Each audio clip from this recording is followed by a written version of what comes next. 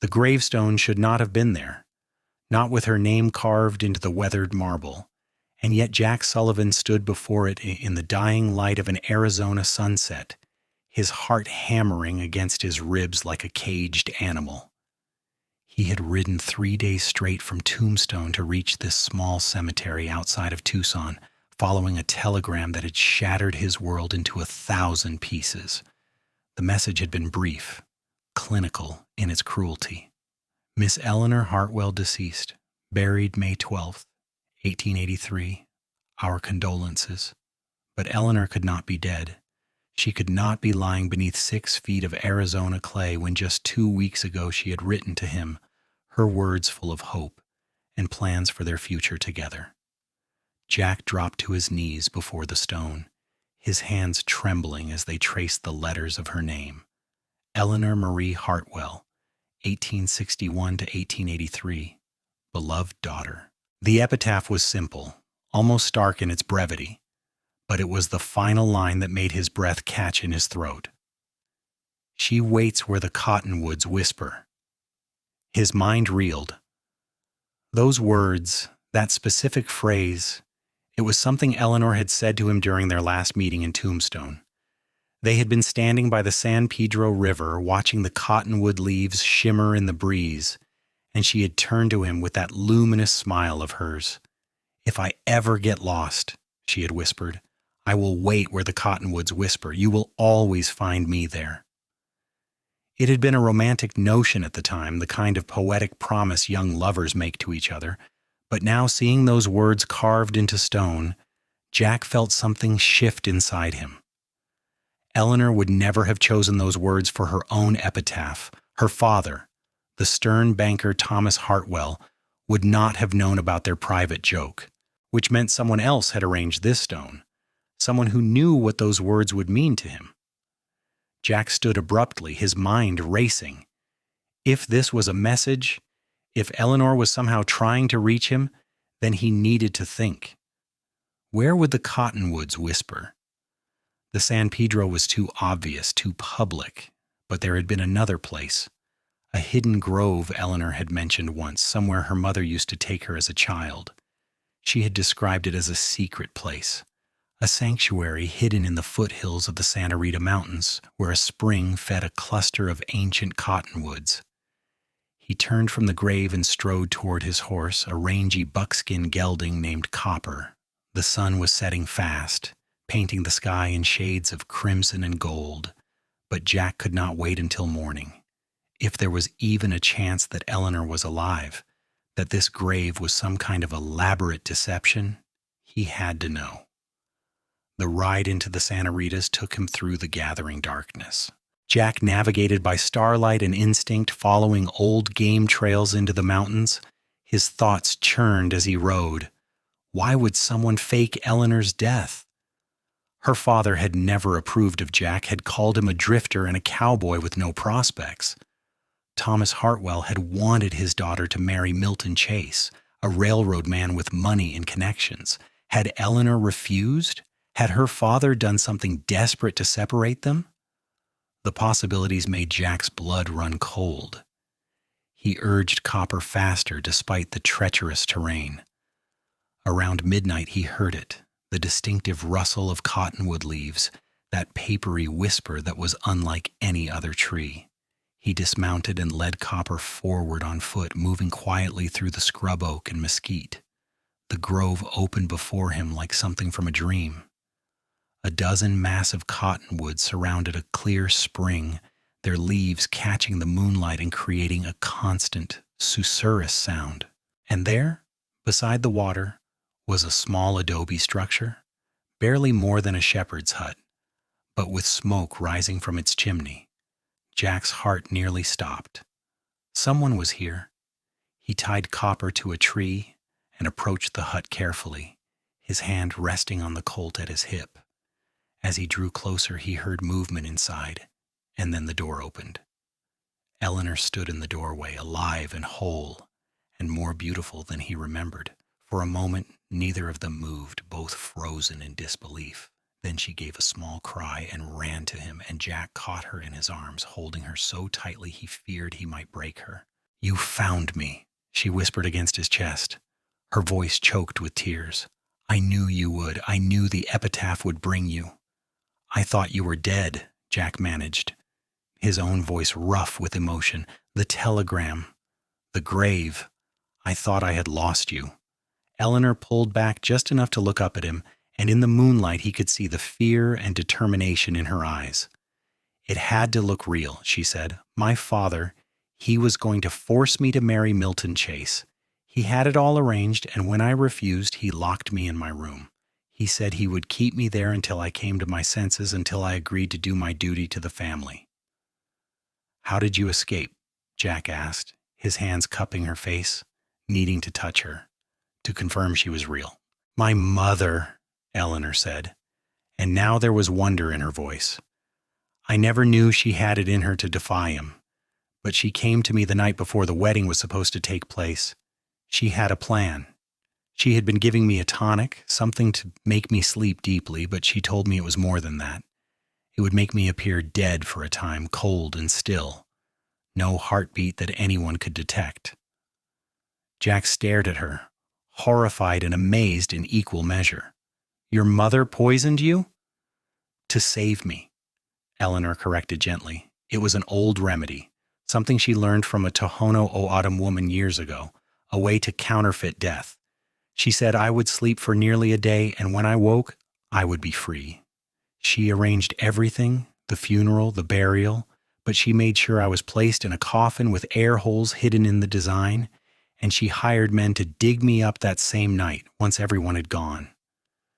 "Your father thinks you're dead," Jack said slowly, understanding dawning. "Yes," Eleanor confirmed, "and he must continue to think so. If he learns the truth, he will hunt me down. He will never let me go, Jack, never. But if I am dead, truly and properly buried, then I am free. We are free." Jack pulled her close again, his mind reeling from the enormity of what she had done, what her mother had risked. "Your mother put that epitaph on the stone. She wanted me to find you." "She did," Eleanor said softly. "She said you deserved to know the truth, that I deserved to have the life I wanted. She told me to come here, to wait for you. She said if you loved me as much as she believed you did, you would understand the message." "I would have torn apart the territory looking for you," Jack said fiercely, "epitaph or no epitaph." Eleanor smiled then, that radiant smile he loved, and rose on her toes to kiss him. It was a kiss that spoke of fear overcome, of hope rekindled, of a future that had seemed lost but was now miraculously restored. When they finally broke apart, both were breathing hard, and Jack rested his forehead against hers. "What do we do now?" he asked us. "We cannot stay here forever." "No," Eleanor agreed, "but we can leave Arizona, start somewhere new, somewhere my father will never think to look. My mother gave me money, enough to start over. She said it was her own savings, money my father never knew she had." "We could go to California," Jack suggested. "I have a brother in Sacramento. He runs a freight business, always said he could use another hand. We could build a life there, Eleanor, a real life." "Yes," she breathed, her eyes shining with tears and hope.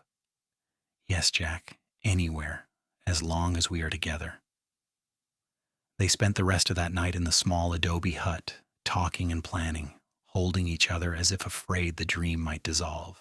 Eleanor told him everything about those terrible days leading up to the false funeral. The fear she had felt swallowing that tonic, not knowing if she would truly wake again. The darkness of the coffin before her mother's hired men had pulled her free.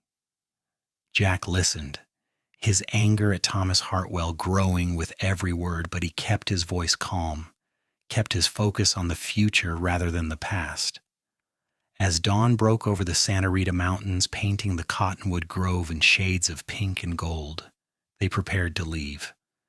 Eleanor had few possessions, just a bag with some clothes and the money her mother had given her. Jack saddled Copper and helped Eleanor up, and then swung into the saddle behind her. They rode out of the grove together. leaving the secret sanctuary behind. The journey to California was long and not without its challenges. They traveled carefully, avoiding the main roads and towns where someone might recognize Eleanor. Jack told anyone who asked that they were married, heading west to start a ranch, and Eleanor played the part of his wife with a naturalness that made his heart swell. They camped under the stars, cooked over open fires, and talked for hours about everything and nothing.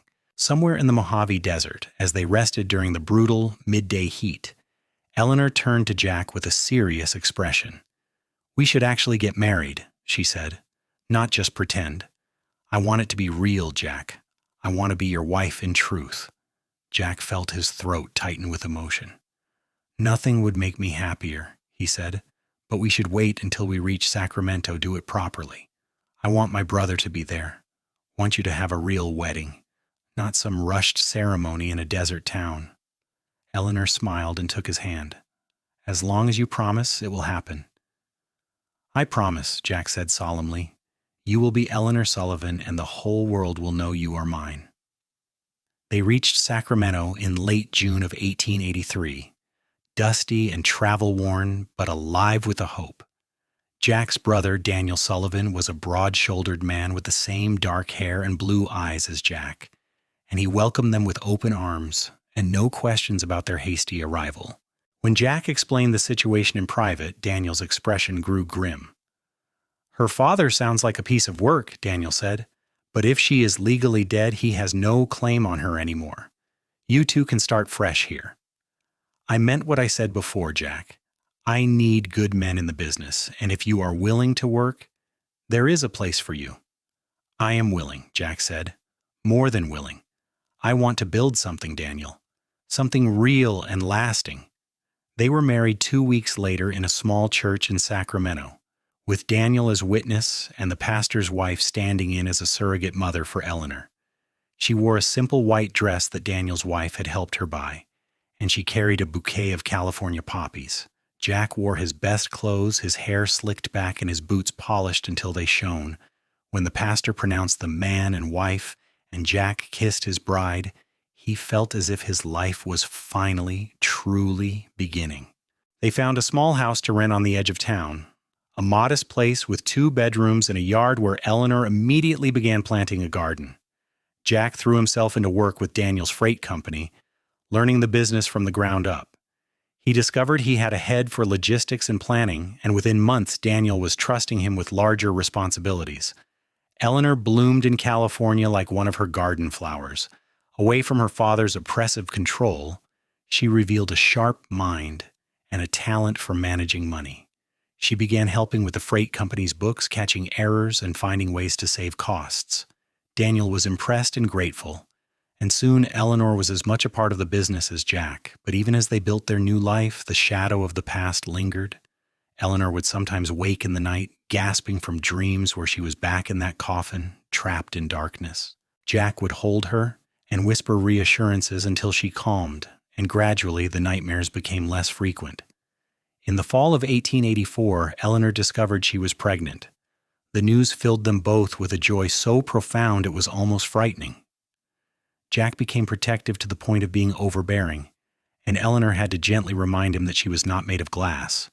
They prepared for the baby together, turning the second bedroom into a nursery, painting the walls a soft yellow, and building a cradle from oak wood. Their son was born in April of 1885, a healthy boy with Eleanor's dark hair and Jack's blue eyes. They named him Thomas, not after Eleanor's father, but after her mother, whose middle name had been Thomasina. It was Eleanor's way of honoring the woman who had given her freedom, even though they could never contact her, could never let her know about her grandson. "Do you think she wonders?" Eleanor asked one night, holding baby Thomas as he nursed. "My mother. Do you think she wonders if you found me, if I am happy?" "I think a mother always knows," Jack said gently, sitting beside them. "I think she feels it somehow, that you are alive and well and loved." Eleanor nodded, tears sliding down her cheeks, but they were not entirely sad tears. "I hope you are right," she whispered. "I hope she knows I'm grateful, that I think of her every day." Life settled into a rhythm of work and family. The freight business prospered, and Jack eventually became a full partner with Daniel. They expanded their operations, adding more wagons and more routes, and Jack's reputation as a fair and reliable businessman grew. Eleanor continued to manage the books and proved to have a talent for negotiating contracts with suppliers. When Thomas was 3 years old, Eleanor became pregnant again. This time it was a daughter born in the winter of 1888 with Eleanor's green eyes and a loud, determined cry that made everyone in the household laugh. They named her Rose, after the wild roses that grew along the American River. As the children grew, Jack and Eleanor told them stories about their childhood, carefully edited versions that omitted the darker truths. Thomas and Rose would sit wide-eyed as their father told tales of the Arizona Territory, of cowboys and cattle drives, and the wide-open desert. Eleanor would add her own memories of the Santa Rita Mountains, of cottonwood groves, and secret springs, and the children would beg for more. It was not until 1892, nearly 10 years after Eleanor's supposed death, that the past finally caught up with them in an unexpected way.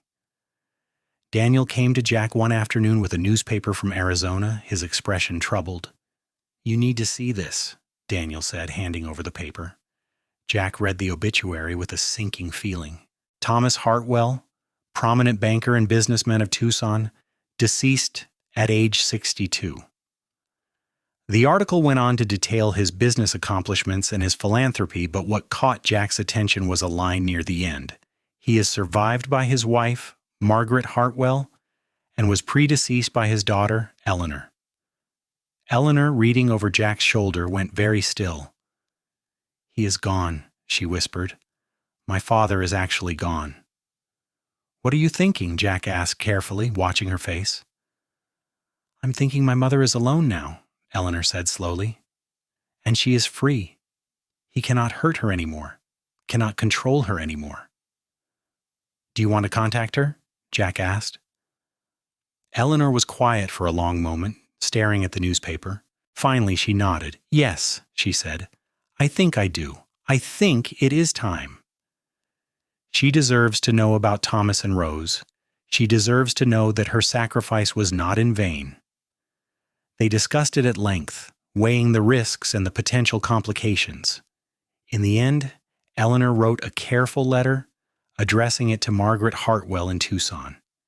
She did not include a return address, but she told her mother everything about finding Jack, about their life in California, about the grandchildren she had never met. She ended the letter with a simple request. If Margaret wanted to meet them, to be part of their lives, she should place an advertisement in the Sacramento newspaper under the heading Cottonwood Whispers. 3 weeks later, the advertisement appeared. "To the daughter I thought I had lost, come home. All is forgiven, and I long to see you again. Your loving mother." Eleanor wept when she read it, and Jack held her as years of separation and pain finally found release. They made arrangements immediately. Margaret would come to Sacramento rather than risk Eleanor returning to Arizona where old gossip might resurface. Jack wanted to be cautious, to make sure this was not some kind of trap, but Eleanor was certain. "My father is dead," she said firmly, "and my mother would never betray me. Never." Margaret Hartwell arrived in Sacramento on a bright morning in June of 1892. She was older than Eleanor remembered, her hair entirely gray now and her face lined with years of worry and sorrow. But when she saw her daughter waiting on the train platform, her face transformed with joy. They embraced for a long time, both crying, both trying to speak through their tears. Jack stood back with Thomas and Rose, giving them space, but eventually Eleanor pulled away and brought her mother over to meet her family. "Mother, this is my husband, Jack Sullivan," Eleanor said, her voice shaking with emotion. "And these are your grandchildren, Thomas, who is 7, and Rose, who is 4. Margaret looked at them with wonder, her hands trembling as she reached out to touch Thomas's face. "You are so beautiful," she whispered, "both of you. Oh, Eleanor, you have done so well." Margaret stayed with them for 3 weeks, and those weeks were filled with stories and laughter and healing. She told Eleanor about the years after the false funeral, about how Thomas Hartwell had become a broken man, consumed by guilt and grief that manifested as rage at the world. She said she had stayed with him out of duty and fear, but that she had never stopped thinking about Eleanor, never stopped hoping that her daughter was alive and happy somewhere. "I used to dream you had found Jack," Margaret confessed one evening as they sat in Eleanor's garden. "I used to imagine you in California, living the life you wanted. It helped me survive those years." "I am sorry you had to endure that," Eleanor said, taking her mother's hand. "I am sorry you had to stay with him." "Do not be sorry," Margaret said firmly. "I made my choices, and I would make them again if it meant you were free. That is what mothers do, Eleanor. We sacrifice so our children can have better lives." When it came time for Margaret to return to Arizona, there were more tears, but this time they were bittersweet rather than sorrowful. They made plans for regular visits, for letters and telegrams, for maintaining the connection they had fought so hard to preserve. Margaret hugged Jack before she left, thanking him for taking care of her daughter, for giving Eleanor the life she deserved. "You are a good man, Jack Sullivan," Margaret said. "Better than Thomas Hartwell ever was. Eleanor is blessed to have found you." "I am the one who is blessed," Jack replied honestly. "She saved me as much as I saved her." The years that followed were good ones. The freight business continued to thrive, and Jack and Daniel expanded into passenger transport as well, running stagecoach lines throughout Northern California.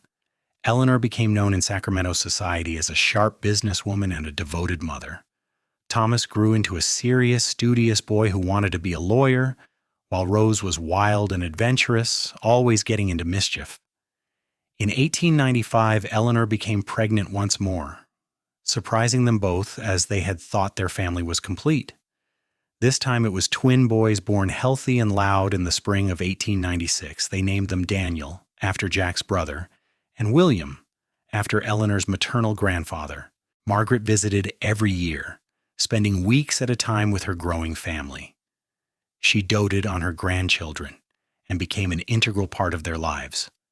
The children called her Grandmother Margaret and loved her stories about Arizona and the old days, though they never quite understood why they could not visit her in Tucson. As the new century dawned, Jack and Eleanor found themselves in their late 30s, prosperous and content. They had built everything they had dreamed of that night in the Cottonwood Grove, and more. The freight and passenger business was now one of the most successful in California, and they had a beautiful home in one of Sacramento's better neighborhoods. One evening in 1901, as they sat on their porch watching the sunset, Eleanor turned to Jack with a thoughtful expression. "Do you ever think about that grave in Tucson?" she asked, "the one with my name on it?" "Sometimes," Jack admitted. "Why?" "I think we should go back," Eleanor said. "Not to Tucson, but to that Cottonwood Grove in the Santa Ritas. I want to see it again. Want to show you in the daylight what you found in darkness. And I want to thank it somehow for being the place where our story truly began."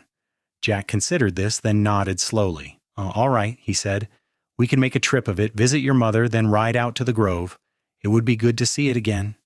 They made the journey in the fall of 1901, leaving the children with Daniel and his wife. Margaret was delighted to have them stay at her house in Tucson, a smaller place she had moved to after Thomas Hartwell's death. The three of them spent several days together before Jack and Eleanor borrowed horses and rode out into the Santa Ritas. The Cottonwood Grove was exactly as Jack remembered it. The trees older and fuller, perhaps, but still whispering in that distinctive way. The adobe hut was gone, collapsed into ruins, but the spring still flowed clear and cold. Eleanor dismounted and walked to the water's edge, and Jack saw tears on her cheeks. "This is where I waited for you," she said softly. "This is where I believed you would come, even when it seemed impossible." Jack joined her, putting his arm around her waist. "You were right to believe, sure," he said. "The Epitaph brought me here. Your mother's message, your faith, it all brought me to you." Eleanor turned to face him, her hands resting on his chest. "We changed the story's ending," she said. "It was supposed to end with me in that grave, with you mourning me for the rest of your life. But we refused to accept that ending. We wrote a new one." "And it is a much better story," Jack agreed, bending to kiss her, one with love and life and hope instead of death and sorrow. They stayed in the grove until sunset, remembering that desperate night 18 years ago, marveling at how far they had come. When they finally rode back to Tucson, they did so with light hearts, the ghosts of the past finally laid to rest. The years continued to pass in a cascade of ordinary moments that became extraordinary through their accumulation. Thomas went to law school and became an attorney, following his boyhood dream.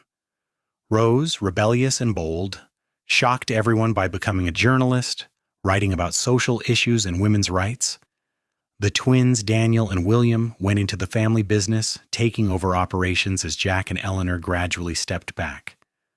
Margaret lived to see all her grandchildren grown, passing peacefully in her sleep in 1910 at the age of 73. Eleanor mourned her deeply but took comfort in knowing that her mother had spent her final years in love and joy surrounded by family. As Jack and Eleanor entered their 50s and then their 60s, they became the pillars of Sacramento society, known for their generosity and their enduring love story. People would see them walking hand in hand through town and smile, recognizing something rare and precious in their devotion to each other. One afternoon in 1918, as they sat in their garden watching their grandchildren play, Eleanor turned to Jack with a contemplative look. "Do you ever regret it?" she asked, "in the way our life began? The deception? All of it?" Jack thought about this carefully before answering. "I regret that you had to go through that terror," he said finally. "I regret that your father drove you to such desperate measures, but I do not regret a single moment since I found you in that cottonwood grove. Every day with you has been a gift, Eleanor, every single day." Eleanor smiled, that same luminous smile that had captivated him decades ago in Tombstone. "I feel the same way," she said. "That epitaph was the best thing I ever wrote.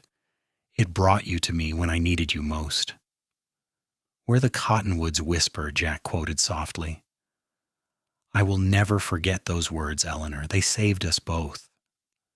As the sun set over their Sacramento garden, painting the sky in shades of crimson and gold that reminded them both of Arizona, Jack and Eleanor sat together in comfortable silence.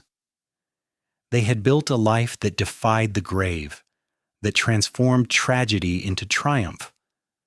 The epitaph had given Jack the final clue he needed, and in finding Eleanor alive, they had both changed the story's ending from one of loss to one of love. Their grandchildren's laughter filled the air, and somewhere in the distance, if you listened carefully, you might have heard the whisper of cottonwood leaves on the wind, a reminder of where it all began and a testament to the power of love to overcome even death itself. The story that was meant to end in sorrow had become one of the greatest love stories Sacramento had ever known, and Jack and Eleanor Sullivan lived out their remaining years secure in the knowledge that they had fought for their happiness and won. When Jack passed in 1925 at the age of 64, Eleanor held his hand and whispered the words that had brought them together all those years ago. "Where the cottonwoods whisper, my love, I will wait for you there." Eleanor followed him 2 years later, and they were buried side by side in Sacramento, their headstones simple but meaningful. Hers read, "Eleanor Sullivan, 1861 to 1927, she changed the ending." His read, "Jack Sullivan, 1861 to 1925, he found her alive." Their children and grandchildren would often visit the graves, and they would tell the story of the epitaph in Tucson that had saved their mother, of the cowboy who refused to accept that his love was dead, of the cottonwood grove where everything changed. It became a family legend, passed down through generations, a reminder that love can conquer even the most impossible circumstances, and that sometimes the greatest act of courage is refusing to accept the ending you have been given and writing a new one instead.